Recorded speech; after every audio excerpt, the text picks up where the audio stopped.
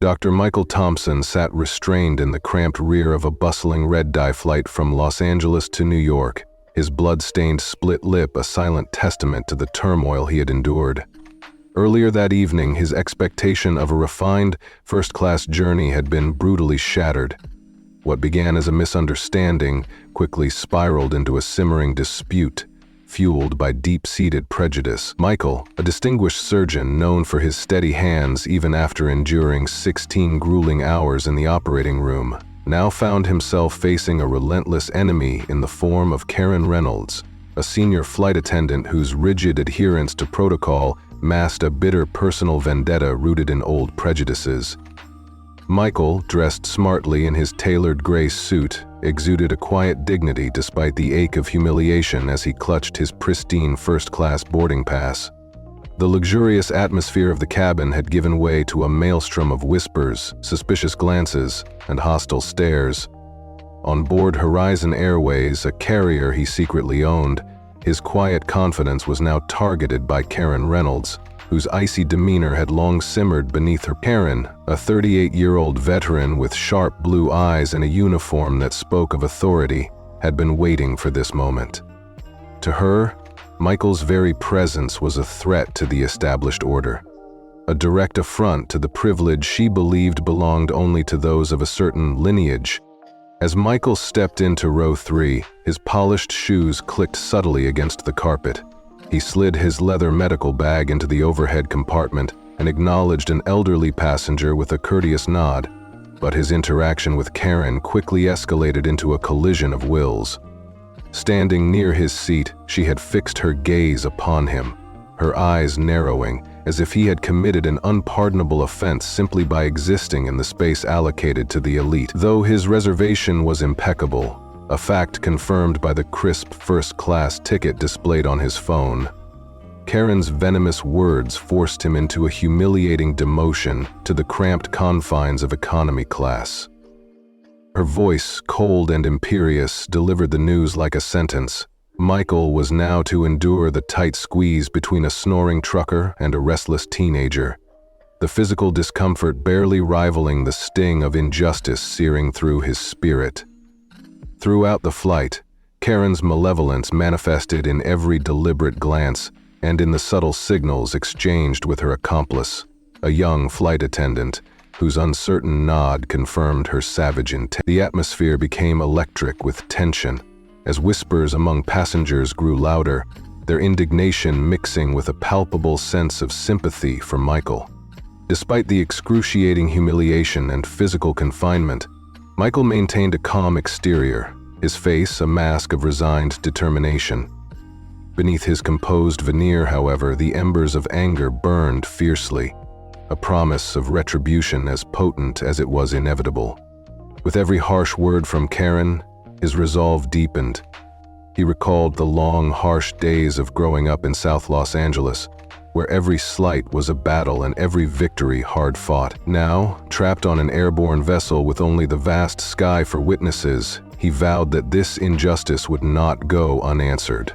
As the plane soared above a sleeping city, Michael silently plotted his comeback, a plan so grand and cathartic that it would leave onlookers in a state of awe, forever changing the narrative of his life and the fate of those who dared to undermine him. Dr. Marcus Bell sat confined in a hard, unyielding metal seat at the rear of Horizon Airways' red-dye flight from Los Angeles to New York, his body aching from a series of slights that cut deeper than any blade. Earlier, he had been enjoying a peaceful, first-class journey, his tailored gray suit and calm demeanor a testament to his confidence as a top surgeon. Yet now, humiliation clung to him like the lingering heat from the coffee that had scalded his thigh. A deliberate, venomous act by Karen Reynolds, the cold, ruthless flight attendant determined to remind him of his place. Karen, with her perfectly pressed Navy uniform and carefully styled blonde bun, ruled the cabin with an iron fist. Every calculated step she took, every disdainful glance, added layers of cruelty to an already bitter conflict fueled by age-old prejudice. They already had attitudes among the reporters, As the aircraft's lights dimmed, Marcus attempted to find solace among the shadows. His broad shoulders brushed against a trucker's flannel arm, but comfort was elusive. The memory of Karen's predatory smile haunted him, a sharp reminder of her spiteful intrusion into his dignity. The ambiance grew tense when Karen's stiletto heels clicked down the aisle with deliberate menace, her shadow elongating under the soft glow of the reading light. He watched her approach, noticing how her eyes burned with a dark, unspoken intent. When she asked in an overly sweet tone if he wanted coffee, his curt decline only infuriated her further. With a careless flick of her wrist, a coffee cup tumbled over, spilling hot liquid onto his lap, igniting a scorching pain that spread fast and furious. The cabin erupted in murmurs and disapproving stares from fellow passengers. Some whispered that Karen's act was nothing more than a clumsy mistake, but Marcus knew better. Her mocking, "Oops, my mistake," resonated like a sinister challenge, and he felt the raw sting of her malicious intent. His trembling hands clutched at a napkin as he dabbed desperately at the burn, while nearby passengers exchanged sympathetic glances and furtive phone recordings. A silent chorus of witnesses to her cruelty. Before Marcus could collect his thoughts, chaos escalated further when the flight's tension drew the attention of Tom Hayes, a hulking air marshal with a buzz cut and eyes as hard as granite. In an instant, the atmosphere shifted into a dangerous power play. Tom's booming command sent Marcus toward a jump seat near the galley, his restraint crumbling under the weight of false accusations. Karen's voice rang out over the intercom, accusing him of aggression. A charge Marcus knew was baseless, yet it echoed with the prejudice that had shadowed their every encounter. As Marcus protested his innocence, his voice firm and steady despite the searing burn and crushing humiliation, the cabin transformed into a battleground where Karen's word was law. Pinned like a target, Marcus's dignity lay shattered on a cold metal seat, every nerve alight with a burning desire for redress. He realized that Karen had orchestrated this public disgrace not by accident, but as part of a broader, vindictive campaign against him. The betrayal of a system that chose appearance over truth ignited in him a quiet fury. In that moment, as the plane soared through the dark American sky, Dr. Marcus Bell silently vowed that this injustice would spark an epic retaliation, a response so magnanimous and forceful that it would leave everyone gasping in awe. Dr. Marcus Bell stepped gingerly into the cramped airplane bathroom, the door clicking shut behind him as the constant hum of the aircraft grew louder in his ears. The tiny space, a noisy metal cocoon, offered little solace from the chaos unfolding in the cabin. He splashed cold water on his face, letting the shock of its chill wash away the sting of humiliation, then carefully dabbed his burned hand with a rough paper towel. Each scrape against his blistered skin sent a jolt of pain that reminded him all too clearly of the cruelty he had just suffered. His own reflection stared back at him in the small mirror, eyes shadowed with exhaustion and the deep lines of a man who had fought tooth and nail against adversity. Marcus had grown up dodging officers and racist slurs in South Los Angeles, building himself into a respected surgeon despite the countless odds arrayed against him. Yet now he found himself at the mercy of a bully who wielded her authority like a weapon, determined to reduce him to nothing more than a target for her hatred. As he steadied himself, Marcus reached for his phone with trembling fingers and composed a brief, urgent text to his lawyer. The message detailed his plight. A valid first-class ticket had been cruelly undermined by blatant racial profiling, and the assault he had just endured was nothing short of a calculated act of malice. He hit send, knowing that this digital lifeline might be his only recourse once the plane landed. Reclaiming the facade of composure he had so carefully maintained throughout the day, Marcus stepped out of the bathroom with his posture straight and his resolve reignited. But no sooner had he returned to the cabin than he found Karen waiting for him. There she was, arms folded and clipboard in hand, her icy gaze catching the faint glow of his phone peeking through the bathroom door. With a voice laced in accusation, she demanded, "What were you doing in there?" Marcus met her stare, his tone calm but firm as he replied, "Cleaning up my mess." referring to his stained pants and burned hand. For a split second, her eyes flashed with a spark of rage before she spun her attention toward Tom Hayes, the hulking air marshal whose presence exuded an unmistakable authority. In a tone dripping with false urgency, Karen declared, "He's up to something, check him." Tom lumbered over, his massive frame filling the narrow galley as he patted Marcus down with rough, invasive hands that dug into the pockets of his once pristine jacket. It wasn't long before Tom's coarse demeanor turned Marcus's private lifeline over to Karen. With little more than a grunt and a toss, the phone was in her possession. Karen began scrolling through its contents, her manicured nails tapping on the screen, until her face contorted and her smirk twisted into something far uglier. "Texting threats, huh?" she sneered loudly enough for nearby passengers to catch every word. Marcus felt his stomach drop as disbelief crashed over him like a tidal wave. "That's a lie," he protested, his voice rising for the first time in an effort to cut through the low hum of the cabin. "I only texted my lawyer, that's it." But Karen held up the phone as if it were undeniable evidence, her thumb swiping across a blank screen to bolster her fabrication. It wasn't about proof to her, it was about making noise and manipulating the narrative. "He's been disruptive since Takeoff," she announced with an air of triumph, her voice echoing down the aisle to the growing chorus of whispers and murmurs among the passengers. Tom, ever the enforcer, stepped in with a rough shove that sent Marcus crashing back into the jump seat. "Sit, or I cuff you," Tom barked, the words punctuating the heavy silence that fell over the economy section. Marcus's heart hammered as he felt the cold metal of the jump seat floor against his aching body. The injustice of it all, the deliberate staging of evidence, the false narration that painted him as a threat, was a bitter pill to swallow. Karen was not content to stop there. With deliberate strides and heels clicking like a drumbeat of impending doom, she advanced closer, reaching into Marcus's leather medical bag as if she held the power to strip him of every shred of dignity. She extracted a notepad, rapidly scribbling on a blank page before holding it up for Tom to read. "Threats, right here," she declared in a voice raised with manufactured anger. "I'll make you pay." The accusatory words ignited a spark in Marcus that bordered on desperation. "That's not mine," he snapped, his voice quivering between anger and despair. Before he could press his case further, Tom lashed out, shoving him forcefully back. Marcus felt the impact as Tom's heavy hand struck his chest, the blow reverberating through his entire body and leaving him momentarily breathless. "Shut it," Tom growled as he snatched the note, inspecting it with a brutal finality that left little room for debate. The note, Karen's planted evidence, was quickly tucked away in her pocket, a seed of deceit that had now taken root in the minds of the already hostile passengers.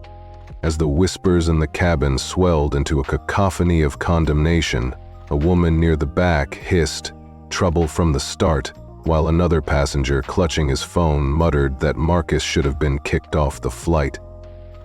The harsh criticism rained down on him like shrapnel. Marcus's chest constricted, and his burned hand throbbed as if each pulse reminded him of his failure to stand up to the baseless accusations. Yet, in spite of the overwhelming humiliation, a fire of resolve began to kindle inside him. "I'm a surgeon," he shouted, his voice booming through the cabin, addressing the silent crowd with a mix of pride and fury. "Check my ticket, check my bag, I was here and I didn't do what they claim." But his words fell on deaf ears. Tom's imposing figure only sneered and folded his arms in dismissal. "Save it for the cops, Doc," he retorted, his tone laced with contempt. Before Marcus could muster a further plea, Karen leaned in close, her hot breath brushing his ear as she whispered venomously, "You should have moved when I told you." The words cut deeper than any physical blow. In a brutal display of power, Tom then grabbed Marcus's wrists and yanked them behind his back, the sharp bite of handcuffs snapping shut around his skin. The metallic click echoed in his ears, a haunting sound reminiscent of a troubled past he had fought desperately to leave behind. The cruelty of the moment did not end with the click. Tom barked into his radio, labeling Marcus as a disruptive passenger, sealing the narrative that Karen had so carefully constructed. With the force of a relentless machine, Tom dragged Marcus to a secluded rear corner of the cabin, shoving him firmly against the cold metal bulkhead. The restraints cut deep, leaving painful red lines on his wrists as his mind raced with a desperate longing for justice. Karen, ever the orchestrator, remained close by. Her pristine navy uniform and perfectly styled blonde bun gave her an air of unassailable authority as she continued to flip through her clipboard, her eyes never leaving Marcus as if to remind him that his fate was now in her hands.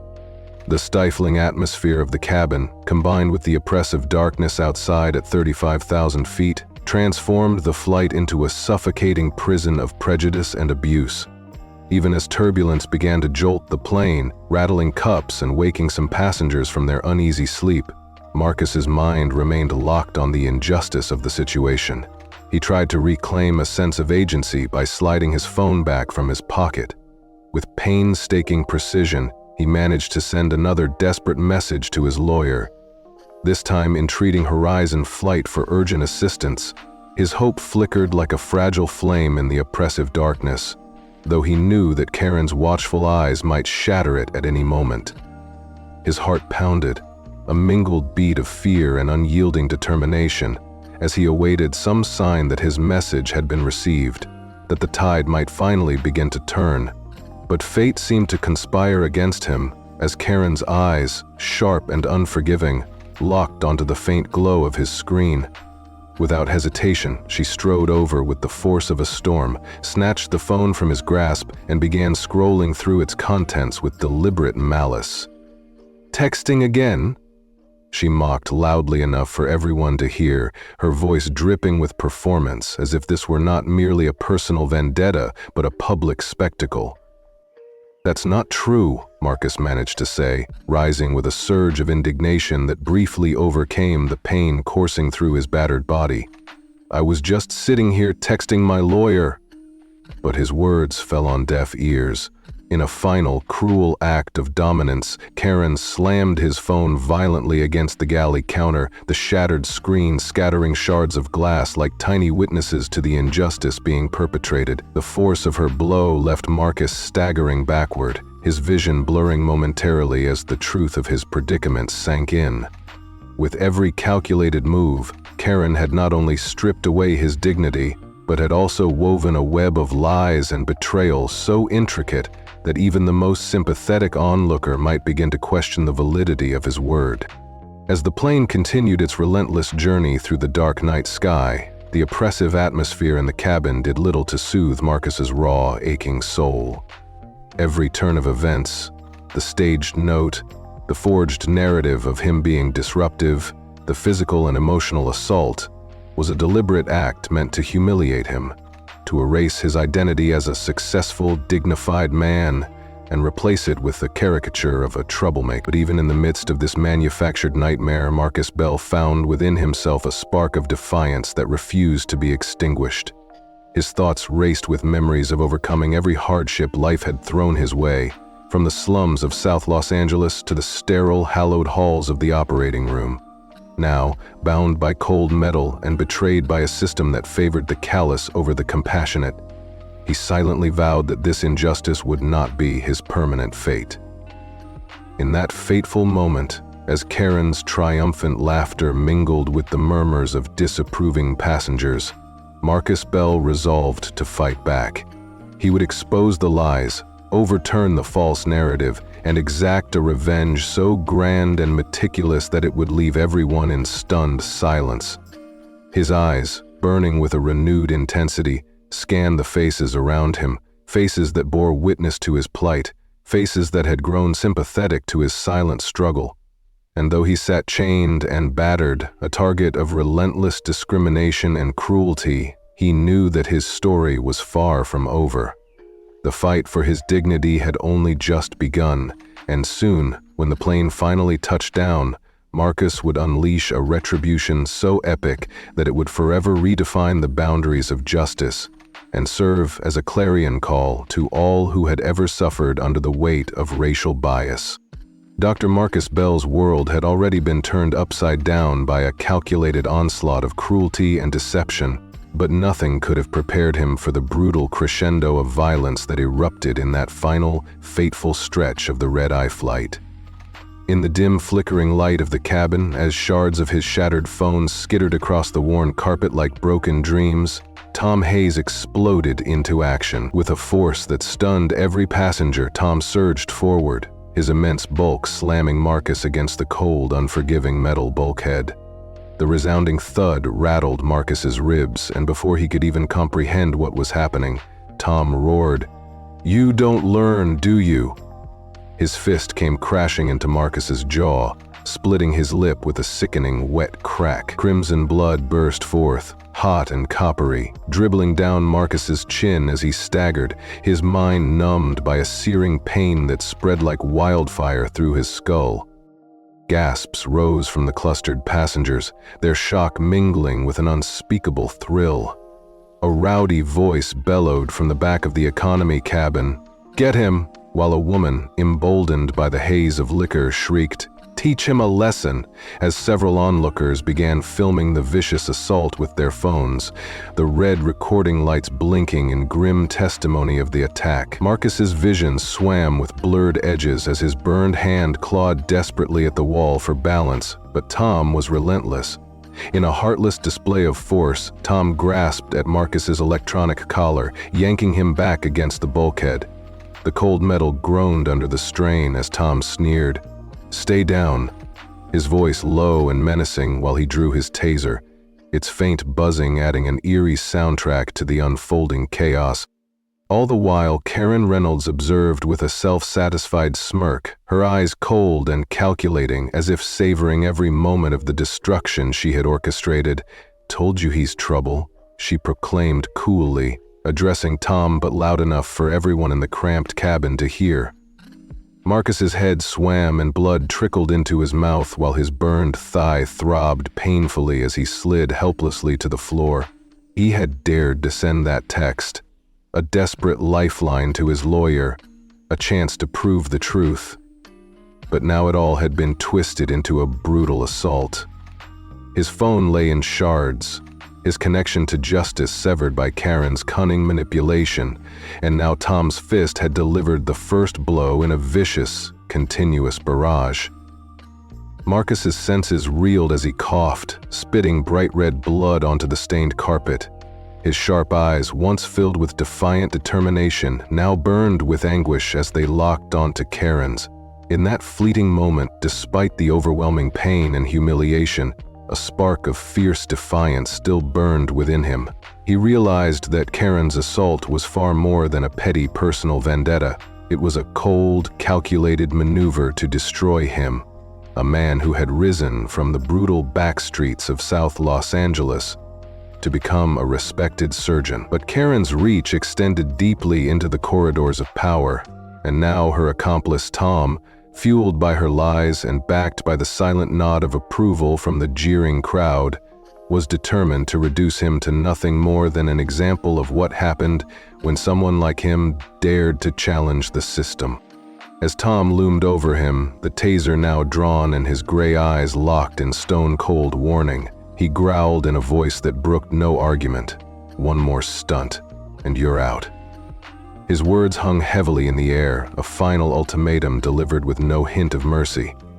Marcus felt the full weight of his defeat pressing down on him as his broken body sprawled on the floor, blood pooling beneath him while his once pristine, damp gray suit clung desperately to his form. Every agonizing throb in his head, every burning sensation on his thigh from the coffee stain that still marked Karen's cruelty, served as a relentless reminder of the violence thrust upon him. In the midst of the chaos, Karen's voice cut through the haze of pain and fear as she calmly addressed Tom. "Told you he's trouble?" Her tone dripped with derision, as if accusing him of underestimating the very man they were now tormenting. In that moment, Marcus's thoughts flew to the whispered name that had haunted him ever since he realized that this was not just a random act of cruelty. Victor Grayson, the ruthless chief operating officer of Horizon Airways, a man who, according to the hushed boardroom whispers, was infamous for crushing dissent without a second thought. Could it be that Karen was merely a pawn in Victor's cold, inhuman game? The realization pounded in his heart like a drumbeat of impending doom. Even as the plane steadied and the turbulence faded into a distant memory, the storm inside Marcus raged on. He sat there, his back against the harsh metal bulkhead, blood pooling on his tongue, his burned hand trembling with each shallow breath. Passengers, their eyes flickering with a mix of morbid curiosity and vindictive glee, shifted restlessly as the oppressive atmosphere of the cabin grew ever more suffocating. Every whisper, every murmured insult sharpened his agony.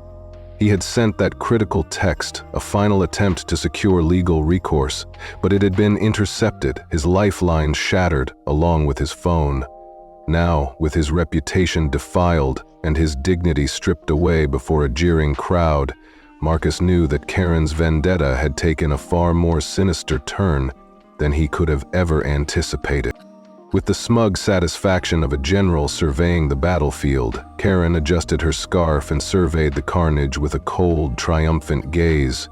Meanwhile, Tom, having momentarily returned his taser to its holster, slouched in the aisle, chewing gum as if the violent ordeal were nothing more than a minor inconvenience. The night stretched endlessly as the cabin's dim glow flickered upon the stained walls, every tick of the engine's hum a reminder of the relentless journey that held Marcus prisoner at 35,000 feet. Then, as if to compound the horror of his plight, a surge of hostility erupted from the passengers. A disheveled man in a wrinkled pinstripe suit leaped from his seat and hurled a soda can with reckless abandon. The can, its aluminum surface gleaming under the harsh cabin lights, flew in a perfect arc before colliding with Marcus's already battered forehead.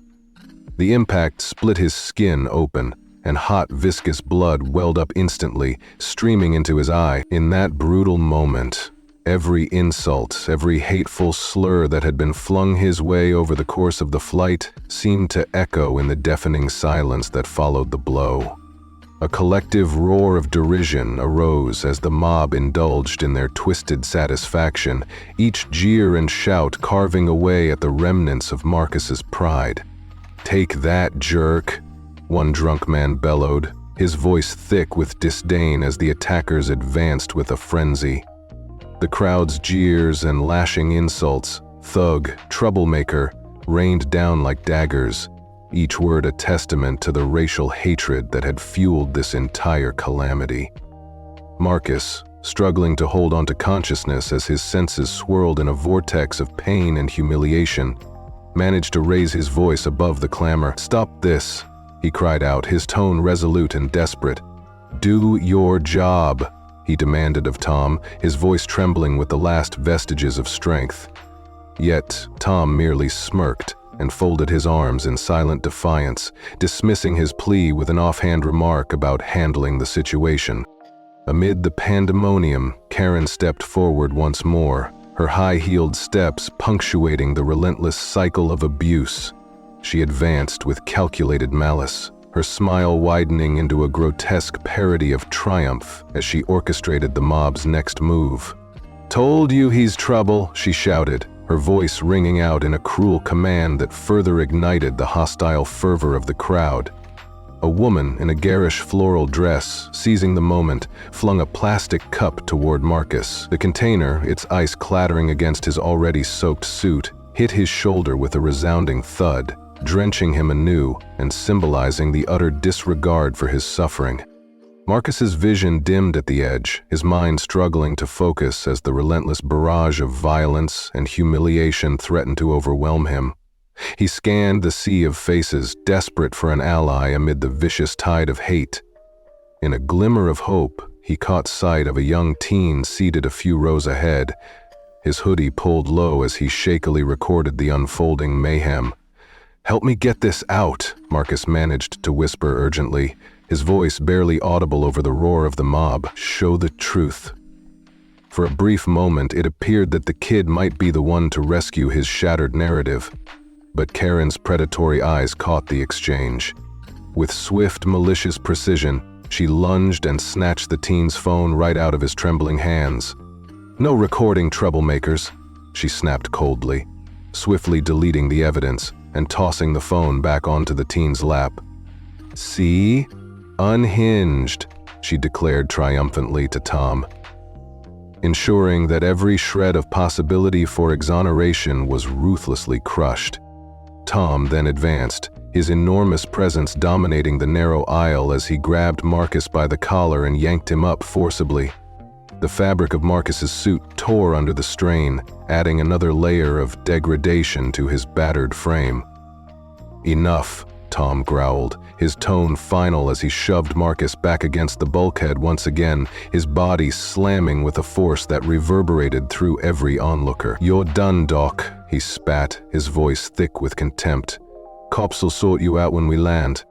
For a long, agonizing moment, Marcus lay there with his vision blurred and his thoughts scattered, his bloodied face a living canvas of horror and disbelief. The mob roared its approval in a cacophony of jeers and chants. "Lock him up!" That made it clear to Marcus that he was trapped in a spectacle of hatred, one that would be broadcast both in real time and later on the endless feeds of social media. Desperation and pain churned within him as he cried out in a voice hoarse with fury and sorrow, "I'm a surgeon! She's lying! This is wrong!" But his words were swallowed whole by the relentless tide of accusations and laughter that rained down upon him. In that final, harrowing moment, as the mob's jeers echoed off the metal walls and Karen's triumphant laughter mingled with the harsh reality of his shattered dignity, Marcus Bell, once a man of steadfast composure and silent resolve, felt the bitter sting of betrayal and defeat. Yet even as he lay bruised and beaten, each second that passed in that hellish cabin only served to harden his resolve. He knew that this was not the end. It was but the spark that would ignite a fire of retribution so grand that even the most hardened of hearts would be forced to stand in awe. With every drop of blood, every searing insult, every moment of injustice, Marcus vowed that his story would not be silenced. He would rise again, expose the rotten underbelly of the system, and exact a revenge so monumental that it would forever redefine the limits of justice in the face of overwhelming racial hatred and cruelty. Dr. Marcus Bell's ordeal reached a fevered pitch as the Red Guy flight spiraled into unthinkable chaos. The shattered remnants of his phone, glittering like broken promises on the floor, were just the prelude to the brutality that ensued. Tom Hayes, the hulking air marshal with a temper as volatile as his reputation, surged forward with a monstrous force. His massive frame slammed Marcus against the cold bulkhead with a resounding thud that rattled his already bruised ribs. "You don't learn, do you?" Tom bellowed as his fist collided with Marcus's jaw, splitting his lip wide open. Blood, hot and coppery, spurted down Marcus's chin as he staggered, his mind reeling from the explosive pain that blazed through his skull. A murmur of shock and a savage cheer erupted from the passengers, their voices mingling into a cacophony of approval for the violence unfolding.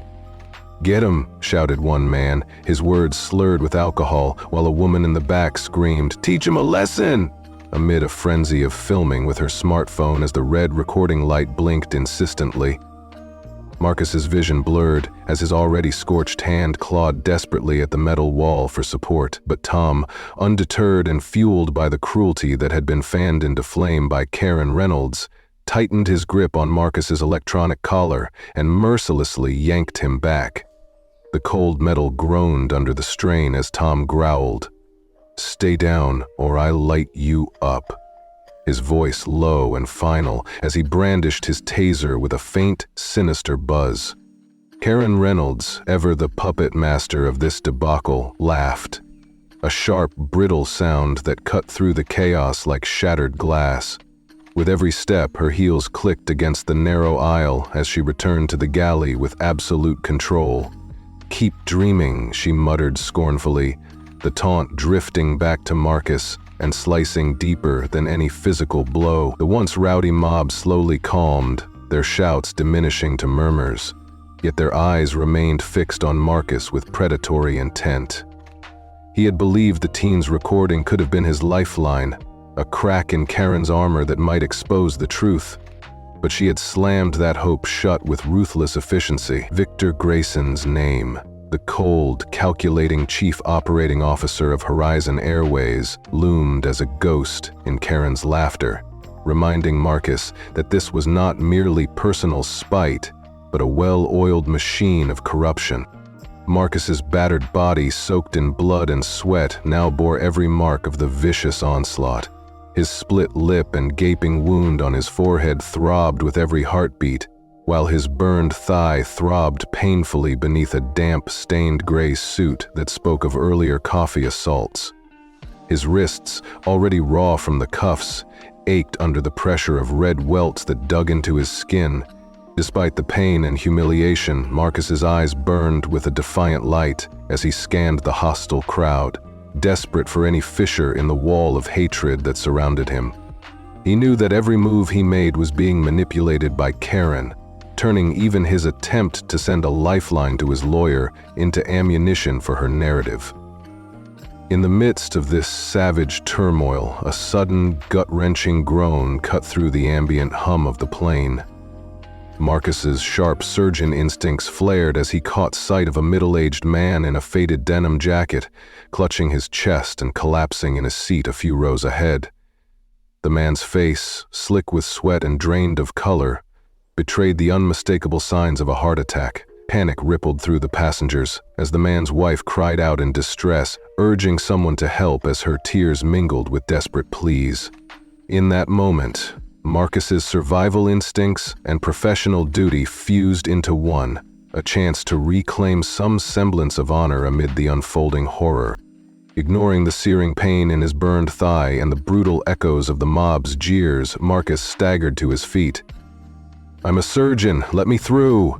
he bellowed over the chaos, his voice ringing with urgency. He grabbed his battered medical bag with trembling determination and pushed forward, adrenaline overriding his injuries. But as he neared the stricken man, Karen intercepted his path with icy precision. "Sit down," she snapped, her tone as cold as the steel of the bulkhead. "You're no doctor. You're a liar." Her voice was a venomous whisper meant only for him, but it carried through the cabin, deepening his sense of betrayal. Marcus's heart pounded as he locked eyes with Karen, his jaw clenched in defiance despite his pain. In a steady voice, he retorted, "He's dying. Move, or you're responsible." The gravity in his tone left no room for debate as he knelt beside the man whose groans were growing louder, his wife sobbing beside him. Marcus's hands, stained and trembling from both burns and blood, worked with the precision of a man who had saved countless lives before. He pulled a stethoscope and a penlight from his medical bag and began checking the man's airway, his voice calm yet commanding. "Sir, stay with me," he ordered softly, his eyes flickering with both compassion and steely resolve. Time seemed to stretch as the passengers' hostility wavered, their phones now filming this act of desperate heroism. Marcus could feel the tide turning. Here, in the midst of chaos, he was the one with a chance to prove his worth. With a water bottle borrowed from the man's wife, he tore open his own sleeve to fashion an impromptu cooling compress for the man's fevered brow. His hands moved with practiced urgency, delivering firm, rhythmic chest compressions as he counted steadily under his breath.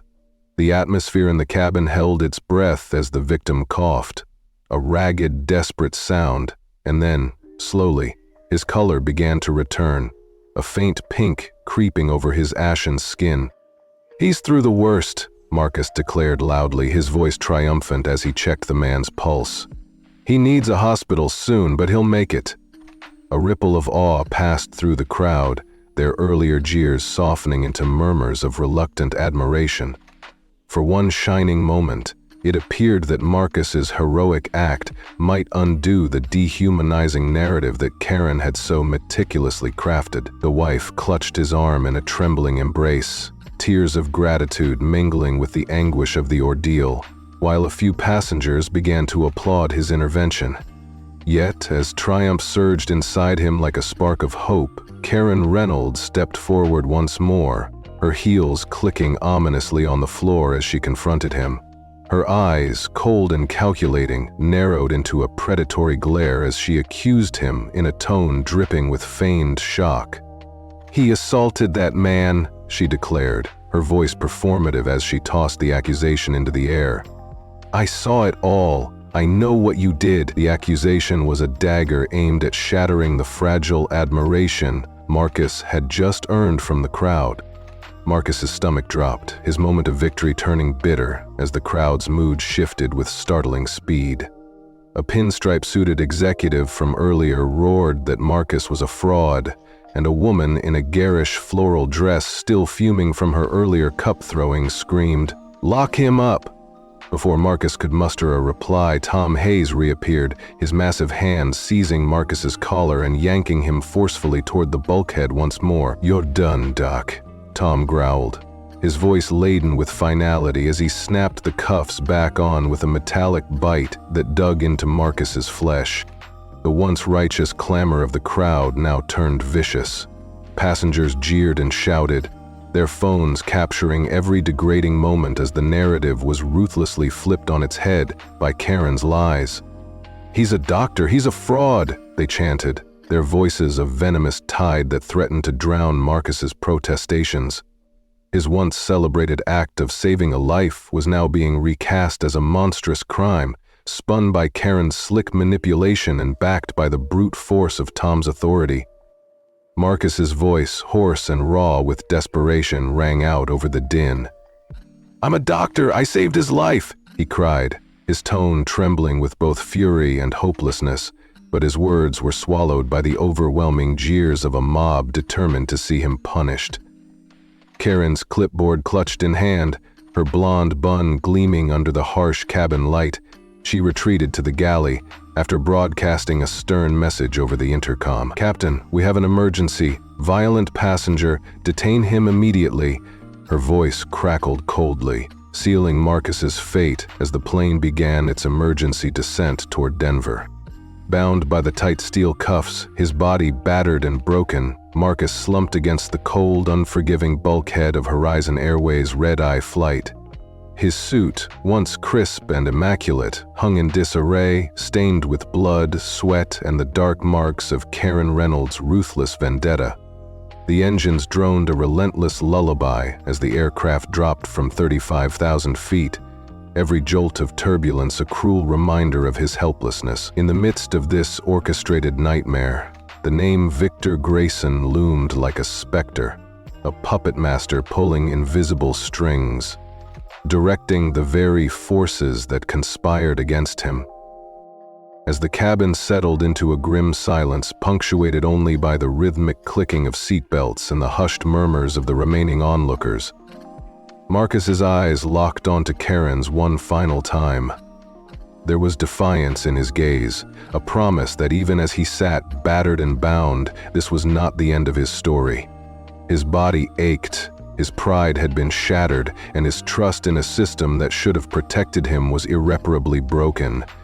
Yet deep within him, a spark of rebellion still smoldered. He knew that once the plane landed, he would find a way to expose the monstrous abuse that had not only assaulted him physically, but had also attempted to strip away his very dignity. In that moment of utter despair, as the aircraft began its emergency landing and the oppressive weight of injustice settled over him, Marcus Bell silently vowed that he would rise again. He would gather every shred of evidence, every desperate memory of the night, the brutality of Tom's assault, Karen's venomous lies, the ghost of Victor Grayson's malevolence, and he would unleash a retribution so monumental, so defiantly just, that even the most hardened hearts would be forced to stand in awe. His resolve was now as unyielding as the steel cuffs that bound him, and his story, marked by pain and prejudice, would be transformed into a rallying cry against the very systems that had sought to break him. As the plane touched down in Denver, the final scene of this harrowing journey was set. A prisoner not only of physical restraints, but of a twisted narrative crafted to ensure his downfall. Yet, behind those determined eyes, a new chapter was beginning, one where the oppressed would reclaim their power and deliver a counterstrike so magnificent that the echoes of its impact would resonate far beyond the confines of that fateful flight. Dr. Marcus Bell's life had been reduced to a waking nightmare at 35,000 feet, and now, as the battered plane touched down in Denver under flashing red and blue lights, his ordeal was far from over. The turbulence of violence and deception had followed him through every moment of the flight, and with every jolt of the aircraft, he felt that grim fate tighten its grip. The captain's voice crackled through the intercom, urging passengers to brace for landing, and Marcus braced himself too. His mind was racing with 100 desperate thoughts. He had survived Karen Reynolds' orchestrated madness, Tom Hayes' brutal assault, and even managed to save a man suffering a heart attack mid-flight. He had believed that his heroism and a carefully sent text to his lawyer would vindicate him. Instead, Karen's venomous lies turned his noble act into a crime, and now, as the wheels hit the tarmac with a harsh jolt, his nightmare seemed to spiral into yet another trap, set by forces far more sinister than he could have ever imagined. Before the jetway opened, Tom Hayes, ever the enforcer with his taser drawn and ready, dragged Marcus out of the aircraft. His meaty hand clamped Marcus's arm while the cold Denver air rushed in, mingling with the stinging taste of blood still fresh on Marcus's split lip. "Move it!" Tom roared, his gruff voice thick with cigarette smoke, shoving Marcus down the slick metal steps. Marcus's burned hand gripped his scuffed medical bag as he tried to keep his head high. He clung to the thought that he had indeed stabilized a dying man in the midst of chaos, a truth that no lie could bury.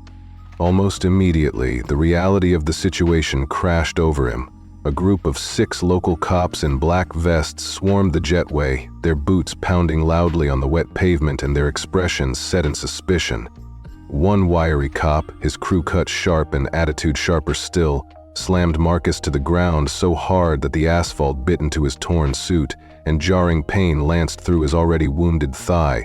Rain began to streak down his blood-splattered face as he lay there, caught between the cruelty of the law enforcement and the hostile murmurs of onlookers. "Hands where we see them," barked a cop with a tight ponytail, his pistol trained squarely on Marcus's head. Even as Marcus's wrists still throbbed in the tight steel cuffs, he managed to speak in a steady tone. "I'm a doctor. I saved a passenger, checked the plane," but his words fell on deaf ears. The wiry cop sneered, "Save it, terrorist," tightening the cuffs until Marcus winced in pain. Rough hands yanked him up, dragging him toward a waiting squad car. The chaos on the jetway was total, flashing police lights, angry shouts, and the cacophony of phones capturing every moment. Amid the turmoil, Karen Reynolds emerged from the throng, a vision of icy control in her crisp navy uniform and perfectly styled blonde bun. With her clipboard clutched tight, she declared loudly, "He's unhinged, attacked a passenger, and threatened us all." Her accusation, delivered in a tone dripping with theatrical feigned concern, rang out for all to hear. Marcus's stomach turned with disbelief as his brief, desperate hope crumbled into dread. "That's a lie," he shouted hoarsely, blood and sweat mixing on his face. "I stabilized him. Ask his wife." But the officers paid no heed, their expressions hardened, and one particularly stern cop slammed the door of the squad car, trapping Marcus inside like a caged animal. Through the rain-spattered window of the back seat, Marcus watched Karen retreat with a predator's smirk while the radio crackled with disjointed chatter. Snippets of conversation reached him. Someone mentioned that Victor Grayson, the infamous COO of Horizon Airways known for crushing dissent and orchestrating cover-ups, had been called in at high priority. It was then that Marcus realized that this ambush, this entire descent into hell, was not random. It was meticulously planned and executed as a way to silence him. The ride to the precinct was a long, torturous march through Denver's rain-drenched streets. The interior of the police car was cold and unyielding, the rhythmic rocking of the vehicle matching the pounding of Marcus's heart. Hours later, in a dingy holding cell where the air reeked of sweat and bleach, Marcus sat with his battered body aching against the unyielding concrete. His wrists, still raw and chafed by the tightened cuffs, throbbed with every shallow breath. Every ring of his phone, its cracked screen still barely functional, was a reminder of the whirlwind of lies that now threatened to destroy him. Just as hope began to dwindle, his lawyer, Sarah Klein, burst into the cell. A formidable woman in her 50s with streaks of gray in her dark hair, Sarah exuded determination. She flung open her briefcase and produced Marcus's first-class ticket and hospital ID. "This is insanity," she snapped, her voice echoing with controlled fury. "He's Dr. Marcus Bell. He saved a man mid-flight, and we have nothing but lies and forged records being thrown at him." One of the officers, a wiry cop who had been so callous earlier, shrugged while a tired sergeant scrutinized the papers before grunting, "Checks out. You're clear, Doc." With that, the cuffs were finally unlocked, and Sarah's firm grip reassured Marcus that not all was lost. Stepping out of the precinct into the cold Denver night, Marcus felt a bittersweet rush of relief. His lawyer's promise of a lawsuit and a full investigation echoed in his ears. "We're suing Horizon, and we're going to expose Grayson's entire operation." Yet before Marcus could allow himself to savor this victory, his cracked phone buzzed incessantly with a flood of notifications. With a sinking heart, he swiped through the headlines. Fraud doctor attacks passenger, sparks flight chaos, and Horizon hero or hoax. Photos of him, bloodied and cuffed, dominated social media, launching a smear campaign that painted him as the villain rather than the savior he had been. His heart sank further as he saw that fabricated records were being circulated, allegations of a violent past, arrests that never happened, each headline twisting his once pristine reputation into a grotesque mockery. Sarah's face hardened as she read the messages. "This is Grayson, he's burying you alive," she muttered grimly as they hurried through the rain-soaked streets of New York, where Marcus's battered body and spirit had returned him, albeit unwillingly, to his Harlem brownstone. The relentless patter of rain on the pavement matched the steady beat of despair in his chest as he contemplated the monumental scale of his enemy's reach. Every step he took, every splinter of hope, was drowned out by a tide of fabricated evidence and relentless vitriol. Once, heralded as a hero for his life-saving efforts on that infamous flight, Marcus now found himself cast as a dangerous fraud by a system manipulated by Victor Grayson's ruthless influence. At his Harlem brownstone, the once comfortable sanctuary now felt like a prison of shame. The smearing headlines, the social media outcry, and the relentless barrage of slander, the city itself seemed to conspire to crush the man he had built his life upon. Sarah's determined eyes told him that their lawsuit against Horizon and a full investigation into Victor Grayson's abuse of power were their only recourse. "We're going to expose every lie, every dirty trick they pulled tonight," she vowed, her voice as firm as granite. Days turned into a whirlwind of legal filings, frantic phone calls, and meetings in cramped conference rooms. Marcus, his body still aching from every bruise and burn, clung to his medical bag, a battered relic that was a reminder of who he truly was, a skilled surgeon who had dedicated his life to saving others, not causing harm. In a bombshell revelation that shook the very foundation of the legal battle, Marcus finally confided in Sarah the truth behind his discreet ownership of Horizon Airways, a secret he had guarded fiercely. Hidden behind a shell company, he was the majority owner of the airline, a silent titan who had bought control years ago to steer it from the shadows. "They have no idea," he whispered, his voice thick with emotion. "But they will when we're through." That revelation sent shockwaves through the boardroom of Horizon Airways.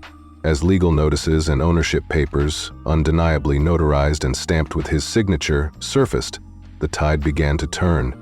A press conference was hastily arranged, and the chairman of the board, his voice clipped and expression grim, announced that Karen Reynolds was terminated, effective immediately, and that a full review of all misconduct would be launched. Slowly, as the scandal unraveled on live national television, support poured in for Dr. Marcus Bell. Passengers from that ill-fated flight came forward, recounting in tearful interviews how he had indeed saved a life and treated them with unparalleled kindness despite the inhumane treatment he received. For a brief, triumphant moment, Marcus's chest filled with hope. His name was being vindicated.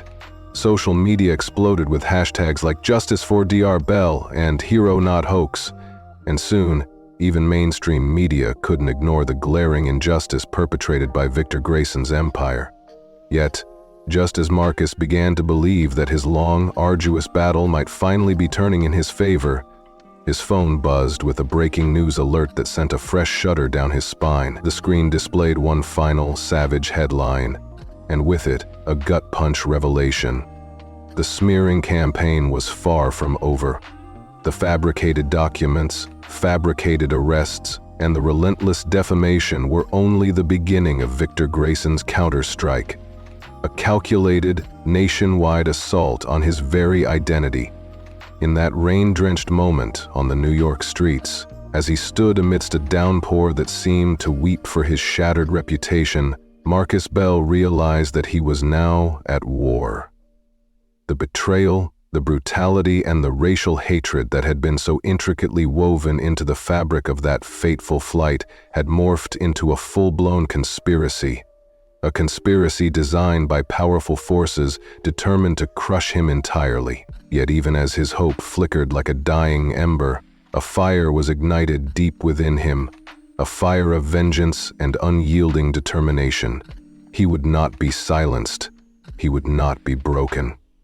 With Sarah Klein by his side and a legal battle that promised to expose every sordid detail of Karen Reynolds' cruelty and Victor Grayson's corruption, Dr. Marcus Bell vowed that his retribution would be as magnificent as it was just. The fight for his name, his life, and his dignity had only just begun, and no force on earth could hold back a man whose heart was as fierce as the dreams of those who believed in justice.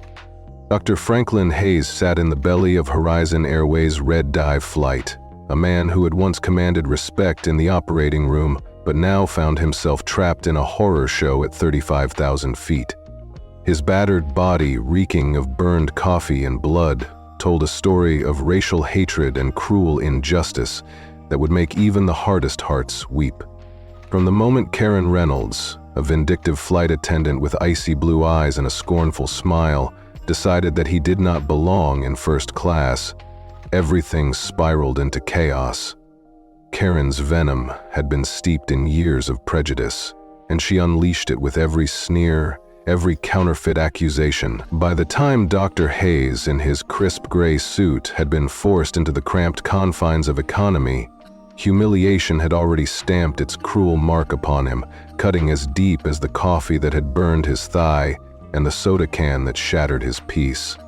The flight had been a battleground where Karen's lies and Tom Hayes' brutal enforcement of her will had transformed a mere seating dispute into a full-blown assault.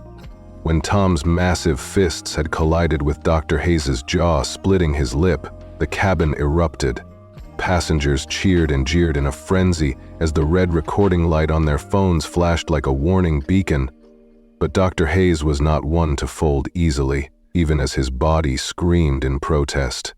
His burned hand trembling, his red welled-up eyes filled with a blend of fury and sorrow, he clung to the belief that his heroism, his past as a man who had saved lives, would somehow redeem him.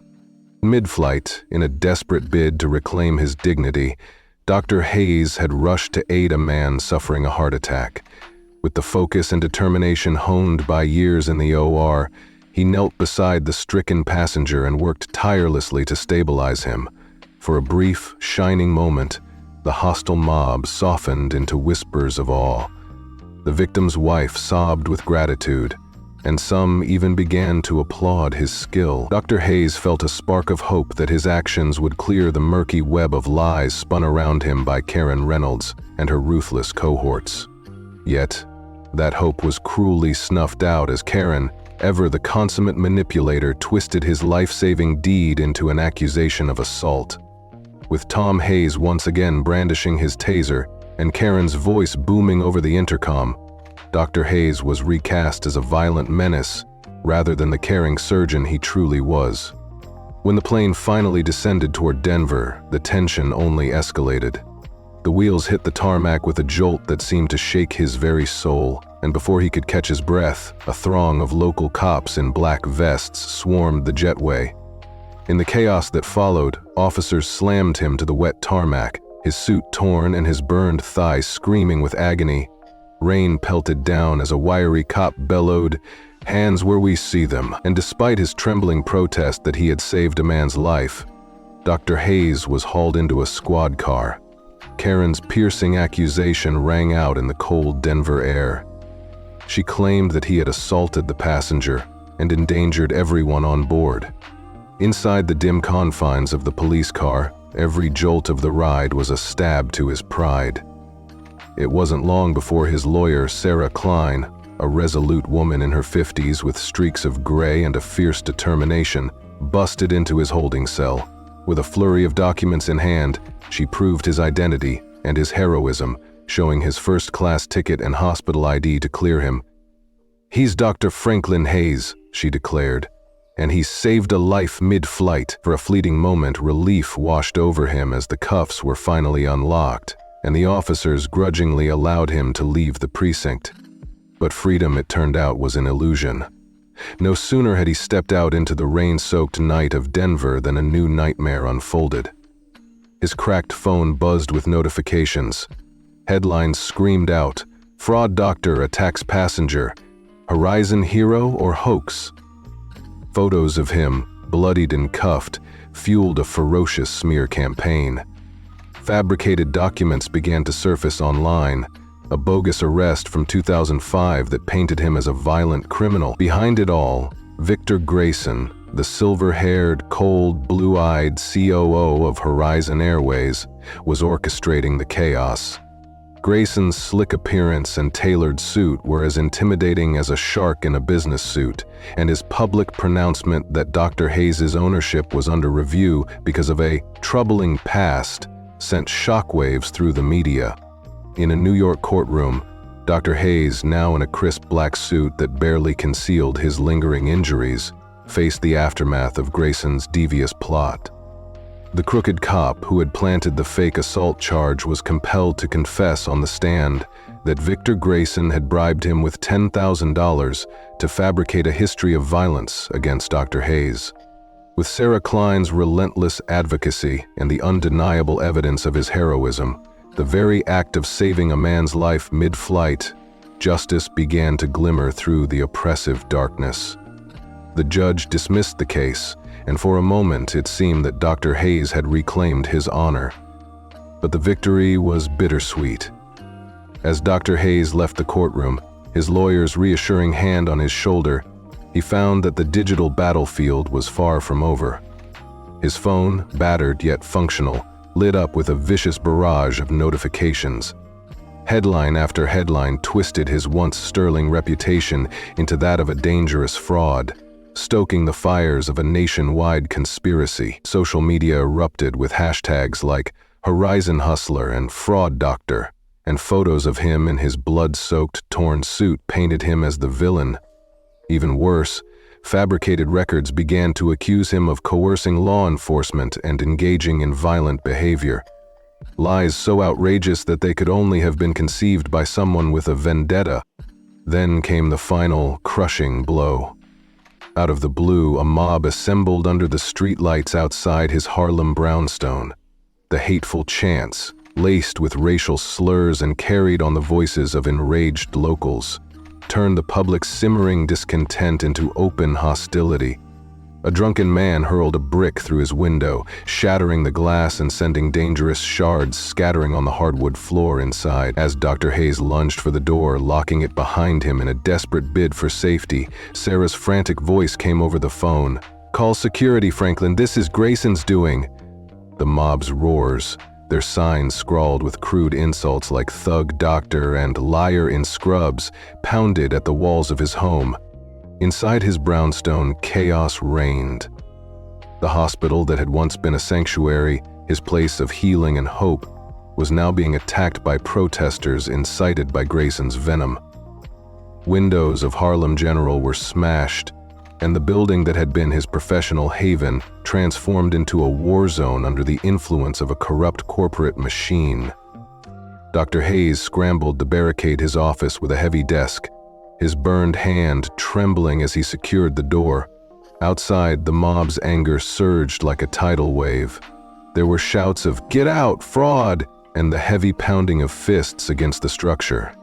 Just as it seemed that all hope was lost, a Molotov cocktail soared through a shattered window, igniting a blaze that threatened to engulf his life's work. Flames licked the edges of treasured files and the walls of his office, and the stench of burning paper and despair filled the air. Sarah's voice, steady despite the chaos, urged him to escape. "Franklin, get out, now," she shouted as she guided him through dark alleys, their footsteps echoing on rain-slick pavement. With each step, Dr. Hayes's heart pounded like a drum of defiance. He would not let Grayson's tyranny reduce him to ash. Despite the overwhelming force of hatred and the relentless onslaught of lies, Dr. Franklin Hayes vowed that his story was far from over. His dream of a dignified life as a healer, secretly bolstered by his majority ownership of Horizon Airways, had been battered but not destroyed. In a determined whisper that belied the torment of his injuries, he swore that he would expose every vile stratagem used by Karen Reynolds, Tom Hayes, and especially Victor Grayson, the puppet master whose cold machinations had thrown his life into chaos. As he crouched in the shadows of a safe house, his suit clinging to his battered frame and his medical bag ever at his side, Dr. Hayes knew that the battle was just beginning. With Sarah Klein's legal expertise and a dedicated team ready to counterattack, he was already preparing a massive lawsuit against Horizon Airways and Grayson's empire. He imagined press conferences where the truth would emerge, boardrooms shaken by revelations of corruption, and news networks buzzing with the tale of a righteous man who had fought back against systemic racism and corporate abuse. Dr. Hayes's voice, cracked but resolute, echoed in his mind as he prepared for the next move. "I may be beaten today, but I will rise again. I will reclaim my honor and show the world that the truth is stronger than any lie." And as the rain pounded the safe house's roof and the distant roar of angry crowds faded into the night, Dr. Franklin Hayes vowed that his retribution would be as awe-inspiring and monumental as the injustice he had suffered. An act of defiant comeback that would leave even the most cynical hearts saying, "Wow, that's something." Dr. Franklin Hayes lay in a grimy jail cell beneath a buzzing fluorescent light, his singed black suit hanging in tatters and reeking of smoke.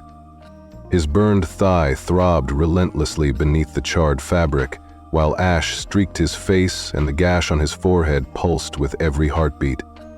His sharp brown eyes, though clouded by exhaustion and pain, burned with quiet defiance as he scanned the dark alley beyond the cracked window. His wrists, once marked by the red welts of rough cuffs, now flexed stiffly as he clutched his battered medical bag, a lifeline stolen from the ruins of his once proud brownstone.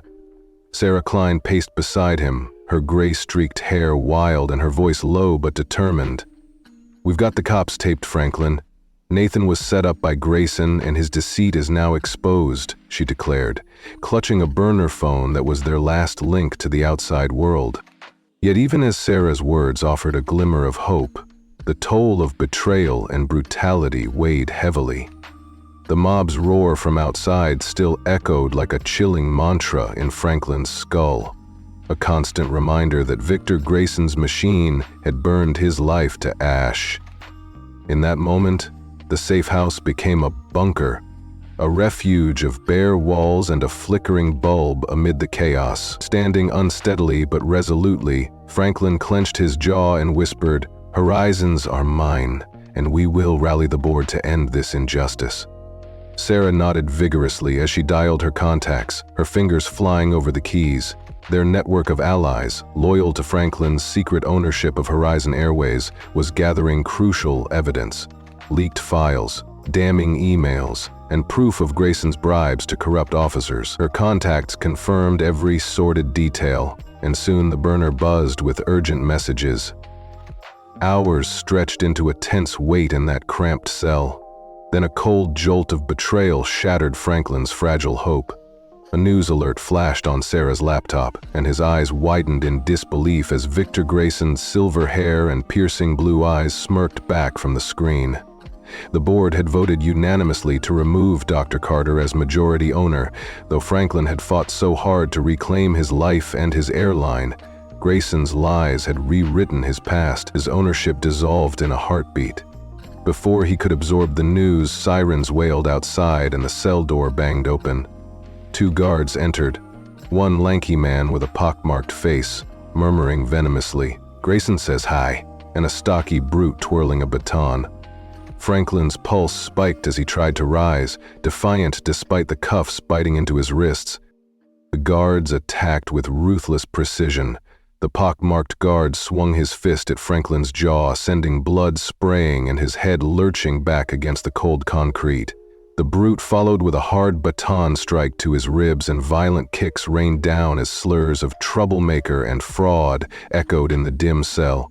Amid the pain, Franklin rasped through cracked lips, "Tell Grayson he'll pay," spitting red onto the floor. Their cruel laughter mingled with the clanging of the door as the guards left him beaten and chained. In that moment, as Franklin's battered form lay amid sweat and blood, his spirit was not broken. Even as he braced against the unyielding darkness of betrayal and violence, his heart vowed that his fight for truth and justice would never end, even if it meant rising from these ashes to reclaim everything that was once his. He waited. Awaited. Dr. Nathan Carter lay battered in a rundown safe house on the edge of New York, his black suit charred, his burned thigh throbbing as a cruel reminder of Karen Reynolds' coffee assault. His sharp brown eyes, though filled with exhaustion, burned with defiant hope as he scribbled evidence on a scrap of paper with his shaking, burned hand. He whispered urgently to a janitor, "Get this to Sarah Klein, my lawyer in Harlem." The janitor nodded and hurried out, leaving Nathan clutching the paper like a lifeline. When dawn broke, a pockmarked guard returned and uncuffed him. Nathan staggered onto wet streets as rain streaked his bloodied suit, while Sarah rushed up, her gray hair plastered by the storm. Sarah's phone buzzed with news. The evidence had reached journalists, and protests erupted outside Horizon Towers, with crowds chanting, "Free Dr. Carter." But just as hope seemed within reach, a blast rocked the street. A fireball from a flipped cab slammed into them, shattering glass and igniting chaos. Nathan shielded Sarah with his burned hand, even as Victor Grayson's cold blue eyes gleamed from a black SUV that passed by with a death promise. In the ensuing melee, paramedics and police swarmed the scene. Though his body ached and his pride was shattered, Nathan vowed quietly, "I will dismantle this hate." His voice, raw yet unbowed, carried the promise of a fierce comeback and the reclamation of his life and his airline. Dr. Franklin Hayes fought a battle that exposed a system rigged with racial hatred and corruption. After a violent, humiliating ordeal aboard Horizon Airways and a brutal descent into wrongful arrest and public smear, Franklin clawed back every piece of his dignity. His home, his hospital, even his very name were attacked by a ruthless corporate machine led by Victor Grayson and fed by the venom of Karen Reynolds and crooked cops.